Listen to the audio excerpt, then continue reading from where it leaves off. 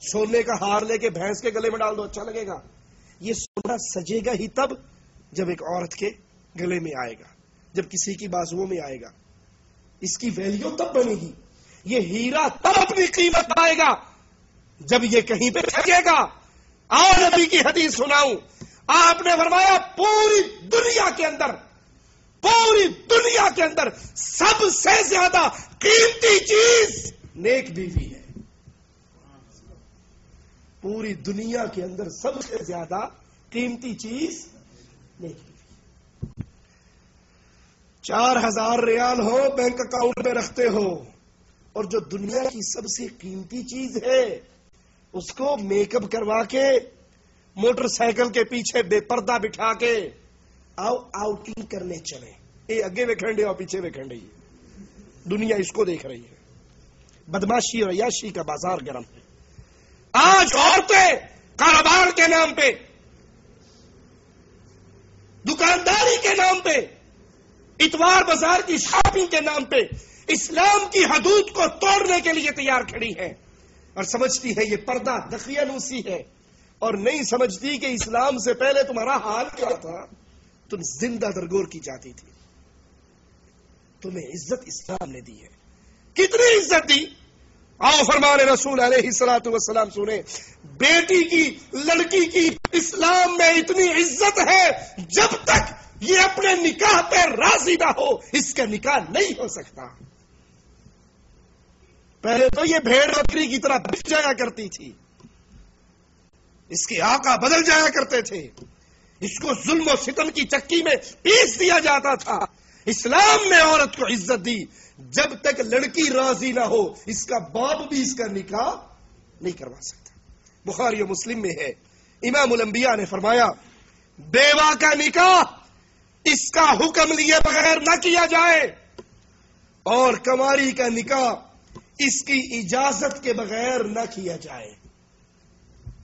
صحابہ نے عرض کی، یا رسول اللہ صلی اللہ علیہ وسلم وکیف اذنها، کنواری کی اجازت وہ کیسے لی جائے گی؟ آپ نے فرمایا اگر کنواری سے آ کر اس کے نکاح کی بات کی جائے اور وہ خاموش ہو جائے تو اس کی خاموشی رضامندی ہے۔ کنواری کا چپ ہو جانا راضی ہونے کی دلیل ہے، اور بیوہ کا زبان سے بولنا ضروری ہے۔ صحیح بخاری میں ہے، سیدہ عائشہ سے روایت ہے، نبی کریم صلی اللہ علیہ وسلم نے فرمایا کنواری لڑکی سے نکاح کرنے کی اجازت طلب کی جائے۔ سیدہ عائشہ نے فرمایا اے اللہ کے حبیب علیہ الصلوۃ والسلام، کنواری تو شرماتی ہے۔ آپ نے فرمایا اس کی اجازت اس کا خاموش ہونا ہے، اس کی اجازت اس کا خاموش ہونا ہے۔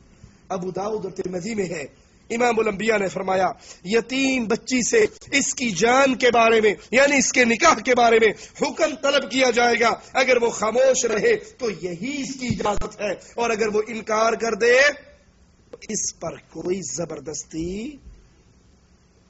یہ عورت کے حقوق جو اسلام نے اس کو عطا کیے ہیں۔ اچھا یہ اجازت لینی کب چاہیے؟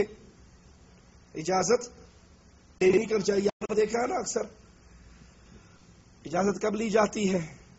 جب بالکل بارات آ جاتی ہے، لڑکی کو دلہن بنا لیا جاتا ہے، پھر ماموں صاحب رجسٹر لے کے اٹھتے ہیں اور اندر جاتے ہیں، ہاں جی یہ اجازت ہے، وہ روتی ہوئی ہے اس کا پھڑ کے انگوٹھا لا دیتے۔ شریعت نے یہ تعلیم نہیں دی جب آپ کے گھر میں کوئی رشتے کے لیے آئے۔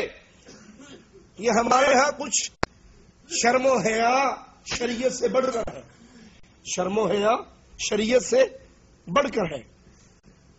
اس وقت شریعت حکم دیتی ہے جب کوئی رشتہ مانگنے آئے تو اپنی بیٹی سے، اپنی بہن سے، اس عورت سے، اس لڑکی سے، اس بچی سے اس وقت سوال کرو کہ ایسا رشتہ آیا ہے، تجھے پسند ہے یا نہیں۔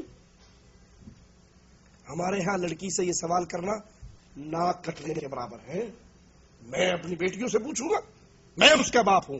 باپ تو تو ہے لیکن نکاح تو تیرا نہیں ہو رہا، جس کا نکاح ہو رہا اس غریب سے تو پوچھ لے، اس سے تو اجازت لے لے۔ یہ نکاح جب نکاح خان آ کے پڑھانے لگے اس وقت رجسٹر پہ سائن کروانا لڑکی سے اجازت نہیں ہے. جب رشتہ آئے، رشتہ فائنل کرنے سے پہلے، رشتہ پکا کرنے سے پہلے اپنی بیٹی سے پوچھو. اس میں کوئی شرم نہیں، اس میں کوئی عار نہیں، یہ کوئی بے حیائی کی بات نہیں، بلکہ یہ اس معصوم بچی کا حق ہے. اس سے پوچھو فلاں ہے، دین میں ایسا ہے، دنیا میں ایسا ہے، شکل میں ایسا ہے، تجھے منظور ہے؟ اس وقت اگر وہ خاموش ہو جائے تو یہی اس کی رضامندی ہے. اور اگر وہ انکار کر دے تو شریعت اس لڑکی کو حق دے رہی ہے یا نہیں؟ دے رہی ہے. لیکن چودھری صاحب حق دیتے، خان صاحب حق دیتے، شاہ صاحب حق دیتے. تیری یہ جرت، باپ نے جو رشتہ پسند کیا تو ٹھکرا دے، میں تیرا گلا کاٹ دوں گا، میں تجھے مار دوں گا، تجھے آگ کر دوں گا، تجھے گھر سے نکال دوں گا.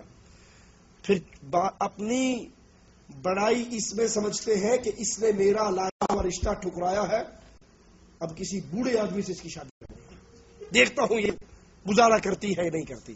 یہ ظلم ہے اس کے ساتھ. شریعت اس کو اجازت دیتی ہے، شریعت اس کو اجازت دیتی ہے. اللہ کے نبی علیہ الصلوۃ والسلام نے اپنے ایک صحابی سے کہا میں تیری شادی نہ کروا دوں؟